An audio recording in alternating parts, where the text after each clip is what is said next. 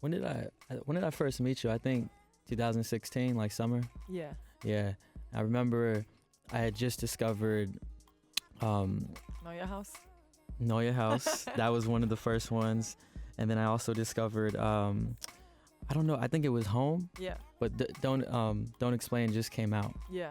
And that was the EP that when I heard it, I was like, I feel as if, why haven't I known about her? You know what I mean? Like, why am I barely finding out about her? Like, who is she? And I'm very impulsive, so when I find an artist vocally or producer wise that I really love, I have to reach out to them instantly, or I start playing them in my story, or I just like put the word out, and luckily it's the internet, so we just like find out who's the nearest representative. And that was a point where I got in contact with you, and luckily shout out Tyrone. Tyrone had just reached out, and he was actually trying to link us, so that was the project that put me on to you. So thank you for making that music. Thank you for listening. Yeah, of course. And right after that, I had to get you on. We had a show at the time. Yeah. And you came out to do a few songs. Yeah. And I'll never forget when you came out and did Home. You came out very elegant, and people had no idea, at least from our side, from our crowd, a lot of people didn't know who you were. Mm-hmm. And they were just like, the look on their faces, they were just like, who is that? Who is Snoh Aalegra? And I felt like that was a good point. And ever since then, it's just been really cool to see you progress, and even coming off this tour with Daniel Caesar. I felt like that was so complimentary, and it was such a good team. Just like you guys just like really balance each other out and stuff like that. Thank you. Yeah, it was a really good mash to be on tour with him, and his team. They were so easy to work with. So yeah. How are you feeling lately? The album came out in October. Yes. Right? Feels. And how are you feeling now that it's been some time out? You've had some time to travel the world, gather up some new experiences. Like what's on your mind lately? I'm just super exhausted. No, I'm charged up actually now. It's a new year. I feel super inspired. I'm gonna drop some more visuals off the album, and gonna start working on my new project as well. So and you're on tour? I'm not on tour with Daniel anymore at the moment. I'm gonna do my own little thing, going to Europe first to do a few shows. Start there and then see how it goes. What were you able to gather off of that tour? I mean, I feel like I said earlier, it was such a good balance. But you know, when you open up for somebody, they're essentially most of the time they're there to see, you know, that Daniel person, or that person. How was the response? I happened to be at one of the shows at the Observatory, and that ironically was a day that he found out that he got nominated for the Grammy. Yeah. So it was a really great, you know, celebration. It was one of the last shows of tour before you hit Toronto. How was that whole experience? It was truly, you know, one of the most memorable experiences of my life so far. Because I've never been on a tour like that, so intensely as well. And his audience, they're true music lovers, and they're very respectful. And, you know, a lot of the shows were like date nights for a lot of people. So it was a lot of love in the air. A lot of love. And a lot I of feel feels. like a lot of feels, exactly. And I felt like they really, you know, they also showed me respect and appreciated me, and they were listening to me. So I thought that was really cool, really, really cool. And, you know, I love Daniel's music. I love his album. It was like, I felt so lucky that I got to hear it live every night. I'm still not sick of the songs. Yeah. So and it was great. I saw a lot of people proposing. Yeah, you know, 3 that's proposals. crazy. That's powerful. Yeah. I mean, how many people can bring that kind of energy to a Daniel Caesar and Snoh Aalegra show? You know, I think it's something that people will look back on and be like, that was a moment. Yeah, you know, for sure. And I have to say, my 5-year-old daughter Malia, she loves you. I love her. Yeah, thank you. And she's probably listening, but she's very picky. Let me just tell you that she's very selective of who she supports, and if she doesn't like something, she'll let it be known. But she really gravitates to your music, and she says you have a really good sense of style. Yo. Got the Malia cosign. I would describe your sound as timeless, mixed with contemporary. You know, it has this vintage sound. And I remember when you came by Soulection HQ, you played some tracks, and one of them I think was Worse at the time, and the other one was Sometimes. Yeah. And those are produced by D Pat and Atu, who are Soulection affiliates, and also 2/3 of Sonder. But right then and there, I knew that you had something very special going on, but you didn't know what it was gonna be. You didn't know what Phil's was gonna entirely sound like at that time. Exactly. What was the process of making that album for you, and what made you choose all those tracks? I was just super open to work with people that I vibe with, and I happened to, again, shout out Tyrone, set up a meeting. He set up the meeting with Atu and Deepat, and they just start playing me stuff, actually from the Sonder project, and I heard the Too Fast track, and I was like, oh my God, this is amazing. We just vibed out naturally, and I was just open to explore a little bit more since the Don't Explain EP. So that's why the sound is as you say, is a mix of like contemporary and a little bit more old school. Yeah. I think that's just like a part of who I am in real life too, like my style and everything. I'm very, I love timeless design, and you know. Yeah, the artwork's very consistent. Everything is very well thought out. Thank you. So yeah, even in how I dress, like I don't look like I came in a time machine from the 50s. I'm also very much into streetwear and what's going on now. So are you your own stylist? Most of the time it's just me, and you know, I mean, I pick like what I want to wear, but I'm working with some people right now. Because you have a dope sense of style. It's all about like just. I know what I like and what I don't like. It's all about like people pulling it for you. Yeah. But we keep it in-house. Me and my team, we just do everything together. But thank you. Of course. and in terms of Don't Explain EP and Phil's, how would you describe to the world, if they haven't listened to either, or the difference between both projects, you know, in terms of your writing and the sound direction? I think definitely that Don't Explain is a good introduction to my music if you never heard it before, and Feels is just like exploring a little bit more and a little bit more different subjects. The Don't Explain EP is entirely just about a relationship. So, and Feels is more about my life. Your journey. Yeah, my journey. Yeah. Okay, let's actually get into a track. One of my favorite tracks from Don't Explain EP, because I want people to be a bit educated if they're just finding out. The track Home, that one hits home for me. Yeah. So let's get into that. And this was produced by Dahi. DJ Dahi. Shout out DJ Dahi. He's also been on the show before. Let's get into it. Shout out DJ Dahi on that one. Shout out. Man, Dahi. you work with some amazing producers, you know, in your lifetime. Who has been some standouts? You know, no favoritism, but just more of like when it comes to the musicianship and just your compatibility with them in the studio. Who has been some of your favorites? Jeez, honestly, all of them. I've been working with a small team. It's not many. There's not many producers. It's No I.D. It's Christian Rich, Dahi, and the Sonder guys, to Deepat. Who else I've been working with? Was there anybody? Adrian Young. Amazing. What about James Fauntleroy? Fauntleroy, as a collaborator. He's one of my favorite artists, writers ever of all time. Did you ever produce, did you ever make anything with Prince? We were jamming out some ideas, yes. But never like a full song or anything like that? Not a full song that I have access to, but I have like some jams in my phone that I was allowed to record, because he was very like strict with phones and stuff. I was never allowed to have my phone around. Wow. I don't even have a photo with him. For real? Not even like on a regular film camera, nothing? No. He was really anti? Yeah, he was weird about that. But there was this one time we were jamming and he was really, really feeling it, and he got super inspired. He was like, "Can you pull out your phone? Can you press the recorder?" I was like, "You sure?" Wow. And so I have that, and it's super special to me. You know, I'm emailed it to myself 10 times just so I don't ever lose it. That's amazing. Yeah. Working with Prince. Definitely. And I also learned that while working with him, his work ethic was so incredible. Mm-hmm. You said that he would always rehearse like 3-4 hours a day with his band. His band lived with him at his home. At Paisley Park. They were staying like somewhere really close. That's where I was staying to when I visited. And but they were there every day. He would rehearse.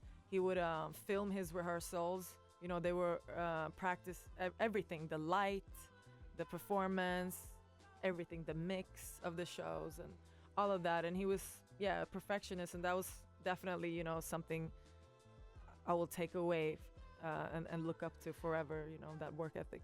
Would he would you go to his place like often, frequently over time and work and just like jam out, or just once in a while? I was just there once or twice, but I was flying around with him a little bit all over the place. One time within U.S. and one time he flew me to Paris to watch him perform. Wow. So, and you know, how was that? Crazy, super crazy. He was like it started with me seeing him performing on a small stage, and then he was like, "You got to see me on a big stage. You got to see an arena show." And he was like obsessing over it. And I was in London at the time, and they actually his team actually sent me a private jet to go to one of the shows. Wow. And I didn't see the email in time because they didn't call. They were always emails. And I didn't see the email in time. And they were like, "Are you ready to go on this plane now? Like Prince is waiting for you." And I was like, "No, I'm not. I haven't washed my hair. I'm not ready." Like I wasn't ready. So did you go? And I didn't go. They were like, "He's gonna be so disappointed. Can you please come?" And I was like, "I'm so sorry, I can't, but I'll definitely come to the next one." Yeah. So I went to the next one. Okay. Crazy. What do you think it was that he gravitated? I mean, did he have other artists around him, or were you kind of one of the only few that was around? No, I'm very aware that he reached out to a lot of girls and artists. But he was inspired. I'm super flattered that I'm one of the, you know, I don't know how many hundreds, but it's still, you know, a super cool thing. And we definitely were in touch like every other day for 3 years before he passed away. We became really good friends. It was a student teacher type of like a mentor kind of situation. Relationship. And he was really into my voice. He always said he thought I had such an analog voice. I agree. And we were talking a lot about he wanted to do a whole album with me, but at the time I was working on my first EP, There Will Be Sunshine, and I was signed to Sony, and he was very against like major labels and all of that, and he was like he wanted me to get out of my deal and then just do an album with me and blah blah blah. But we were talking about everything from. For him, it was so important. He always told me, like, you have to have an amazing live band. That's what we need to get you. So we were planning everything. But unfortunately, what happened. Rest in peace. But his music lives on and his legacy. And even hearing these stories, you know, I had no idea. So when I learned about that, I was like, you know, it's almost, or it's on another level, but it's like when I hear a Dilla story, you know, hearing Dilla for me or Michael Jackson stories, they're all in the same ethos, as I like to say. Yeah. So I think that's amazing. You mentioned being part of the major label system, and I know you were at Epic, and I believe shout out Isabel as well, who's your cousin and your manager as well. I think that's amazing. That it's partner. Yeah, and it's a family business, but also it's for the love of the music, you know. Absolutely. And I know she looks out for you and vice versa. How was that being in a major label system? Was L.A. Reid there at the time? Yes. Okay. He was my main A&R, I think, and Sylvia Rome was there too. I think I was in the beginning. I was signed to via Salam Remy. I was signed to Doug Morris in a way, like I wasn't under any of the divisions of Sony. So they gave me a budget to like work straight freely, to direct. And then when I had some music done and I was ready to release, that was when they were reaching out and see what division I should release it through. And that was when L.A. Reid was super excited about working with the project. Yeah. But I think I don't think I was the type of artist that he thought I was going to be or they thought I was going to be. I don't think it was, I don't think Epic was the right place for me. I'm way more free and doing You're the free music spirit, that I'm and you're very soulful. that I love. No, And did you feel they were trying to, no pun, but they were trying to make you more to like a pop artist, more mainstream? Absolutely, and it was always talk about like, what's your single, like, you know, it's pressure. It's pressured. And You didn't like that. I didn't like the pressure of that. It made me overthink everything instead of just feel and make music that I love. And I was overthinking everything, you know, Yeah. from how I am, how I perform, how I dress, how I look, like everything, because Yeah. it was always an issue with everything. Did you ever get into a point to where you started to feel like discouraged and down and almost like a pocket where, you know, you just didn't Yeah, even want absolutely, because you know I'm from Sweden, born and raised there. from Stockholm, right? Yeah, I'm born in a city called Uppsala, Okay. outside of Stockholm, but I grew up in Stockholm, went to school there, and you know the dream was always to get signed in the U.S. That was like, wow. And you got signed at 14? I got signed in Sweden at 14. Okay. It was That's like more of a crazy. development deal with Sony again, actually. Wow. So when I got signed over here, it was like a big deal for me, and I think for a lot of artists, you think when you sign to a major label, especially in the US, like, yo, I've made it, like, I'm gonna make it now. But it doesn't mean anything, really. It's like, you know, it's been going better for me being independent. Yeah. So I was really disappointed. I was down because it wasn't what I expected. And I had to kind of start over. Yeah. So I'm very, you know, peaceful in the place that I am right now. Yeah.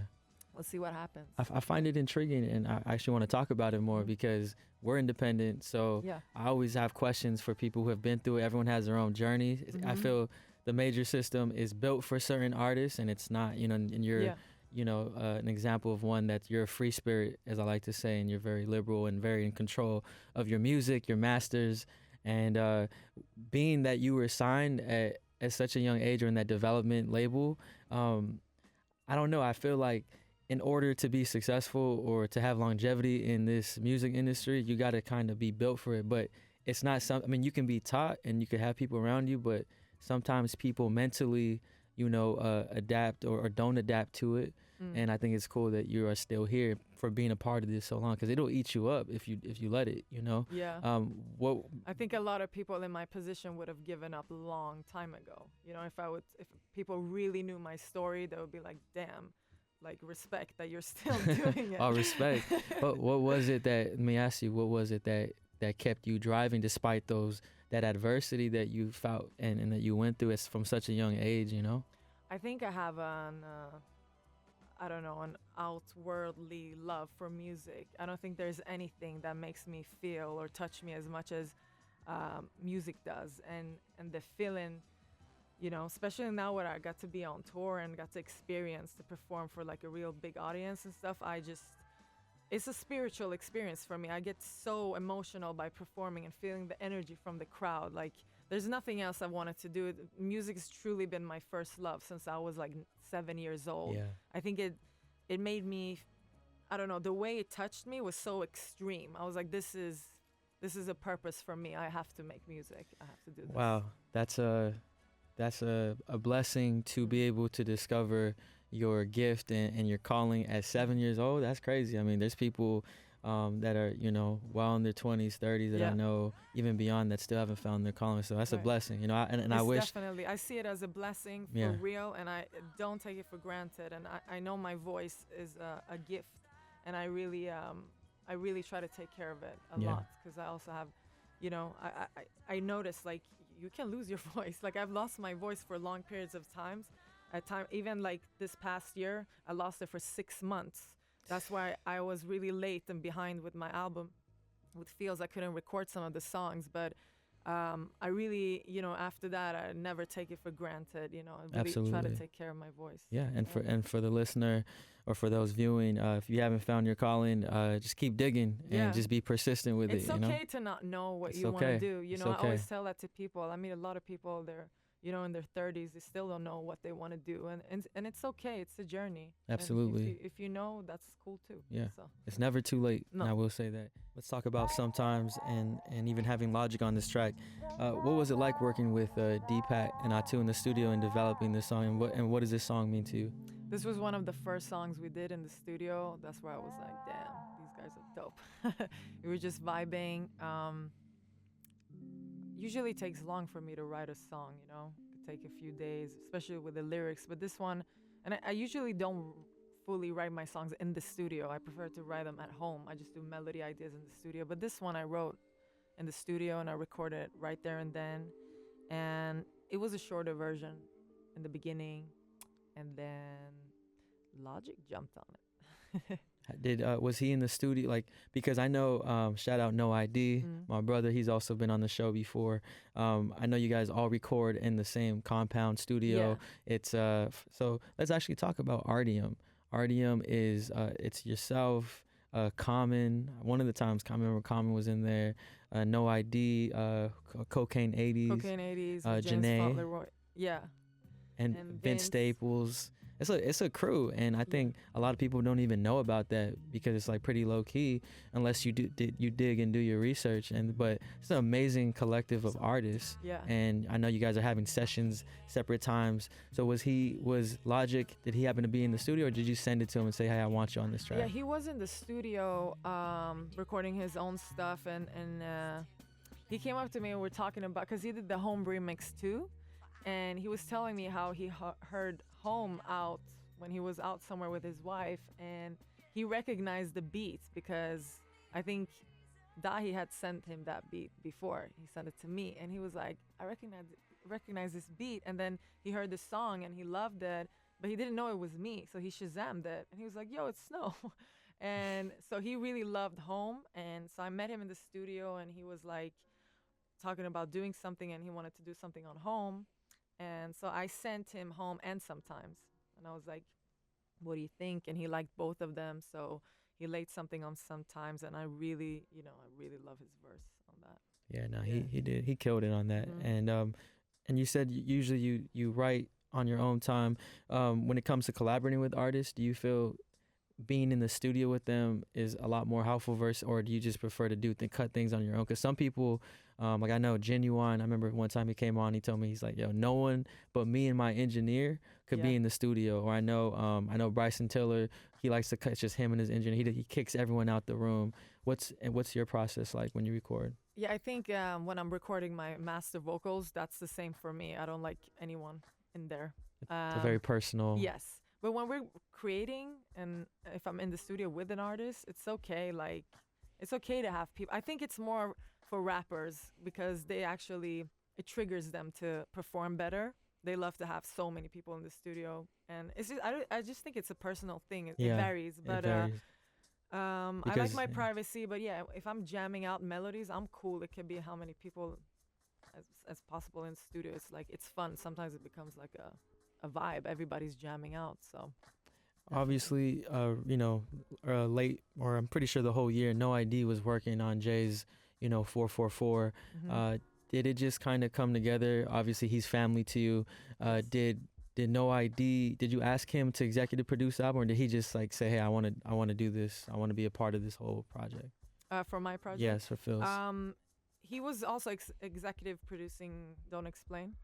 And he's just always been a part, since I moved to the States and I met him, he's been a part of my music for a long time and guiding me. And then when I actually made the Don't Explain EP, it was more focused and concentrated. We really did it. Same with Feels. That's family, that's team, that's who I'm always going to be working with. So it was dope. What's the biggest thing you've picked up from No I.D in just terms of being around him all these years, outside of family and personal life, but just on a work level and making music? What have you picked up from him? I feel like I always tell people that he's really good at bringing out the truth in every artist that he works with. He really cares about what you want to say with your music. And I feel like he's one of the few people that thinks I'm okay the way I am. Like, he's not trying to change me. So that's very rare. Wow. Yeah. And are you independent, or are you signed as an artist, with multiple releases through Artium? I'm independent, but I'm signed to Artium, but I'm not on any major label. Okay, that's amazing. Dion is on Capitol, but a lot of people think I'm signed to Capitol, but I'm not. Yeah. I'm just signed to him. Okay. Artium. Yeah, that's why I wanted to ask, because I was curious. It's a very intriguing dynamic, and I think it's amazing because again, he looks out for me. He's not like, he was on Def Jam before, and he's not like, just because he's there, he's not saying to me, you have to sign. So he's really looking out for me, and for me to have the best situation I can have. And right now, the best situation Is is to be indie. So we'll see what happens. I love it, man. Cheers to that, and even cheers to even. That's why I think you and Daniel were a great like combination because he's on the same gateway of I think it's just a new era, and I really it's really inspiring to see how much success they've had being independent. Yeah. And it's cool because you have the resource of No I.D and the resource of the studio and what RDM provides, but then you also have your own success, and I know you get your own syncs, you're touring, and you own your music. So thank you. I love that. I love it. I love it. Just keep going, and man, I cannot wait to see what's next. And other than that, is there anything else that you are feeling right now, or that you have mapped out, that you want the people to know about? I honestly feel like I'm still somebody people are discovering. So word of mouth is super powerful. I just want people to share the music and keep going. And I'm gonna put out more music. So I'm dreaming about my own tour. So I just want as many people as possible to listen. To listen, and that's why this is well overdue. I think this took about well over a year and a half to get you on, because when Don't Explain came out, it was already 2 or 3 months out, and at the time Phil's was in the works, and you're like, let's wait till that comes out, and then but that's a great example of how things take time, and you want to take your time on making your art. You don't want to rush it out. No. So the alignment of this was perfect. What are 2 songs that really represent you as an artist outside of your own music that you feel maybe we can get into so people can understand what inspired you as a writer and just as an artist overall? I think one of the songs that really sparked me to want to become a singer, powerful singer, was I Have Nothing by Whitney Houston. That was when I first discovered her with the whole Bodyguard soundtrack and that movie. She means a lot to me and my singing and my career. And is there one more artist? I'm obsessed with Michael Jackson. I'm obsessed with all the great ones like MJ, Whitney, Stevie, Bob Marley, Lauren, all of these people. It's so hard to. I can't pick one Michael Jackson song. Yeah, I feel that. But, well, let's get into that Whitney joint. Remind me what the name of it was one more time. I Have Nothing. I Have Nothing. Yes. Whitney Houston. Let's get into that. Snoh Aalegra. We'll be coming back real quick. Keep it locked. Drake's Do Not Disturb. What was your feeling and your emotion when you saw when this dropped and you realized Boy Wonder sent this over and they actually utilized it on More Life? It was crazy. Drake is one of my favorite artists. So cool to be a part of his album, Me and Boy Wonder worked a little bit before, so I already knew him, and it was more of a collaboration between me and Wanda. And I was there when he sent the beat to Drake, and I think he instantly liked it, but I never knew if he was gonna keep it until literally the day before it dropped. You never know. Album, you never know. You never know. Yeah. So it was super cool. Super cool. Have you had any communication with Drake or OVO team outside of Boy Wonder? No, I've never I've met Drake in passing. I think been in the same room, but I've never actually been introduced to him ever or spoken to him on a proper level. No. I know a lot of the OVO crew. Yeah, but not him. Yeah, I'm sure that'll change shortly. And Boy Wonder, is it true that you guys are working on music together? Like is it an EP or is it just kind of loosely? We're working. When I was in Toronto, the last days of the tour, I was in the studio every day with Wanda. We're thinking of doing a project, me, him, Terrence Martin, and No I.D. Wow. So I'm just gonna work a lot with all 3, and we'll see what happens. See what comes out of it. Yeah, and I'm open to work with other people too, obviously. But those are the 3 key people for the kings. Next project. Yes. That's an amazing project. Wow. Yeah. Well, keep me in the loop with that. Cannot wait to hear what comes from that. And lastly, what does cinematic soul mean to you? Well, the music I do, I call it cinematic soul. I call it romantic soul. But I think the reason for why I call it that is because I am very inspired by movie soundtracks growing up. Everything from Walt Disney. That was like a big inspiration to me, and to Steven Spielberg movies, just everything. it was just something that always made me feel so much. And to be able to have live strings on my projects is truly a blessing. I worked with Miguel Atwood Ferguson, Hey. and just incredible, you know? Yeah. Well, big ups on that. As always, here on Soulection Classic Style, when we have vocalists come through and artists that I really love, I like to, if you're down for it, would be cool to, would you be open to maybe doing a few songs here on the radio show of your choice, maybe from Phil's or whatever, you know, singing those live? How do you feel about that? Of course. Okay. What songs you thinking?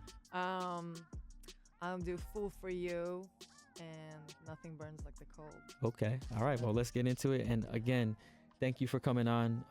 Long overdue. And just know you consider you family. And when I say music and in this world, like there's not many people that I really open up to as much anymore. But you're like your crew. So thank you so much. Yeah. That means so much to me. Yeah. So we'll see you soon. Me. Of course. Thank you. Of course. So Snoh Aalegra.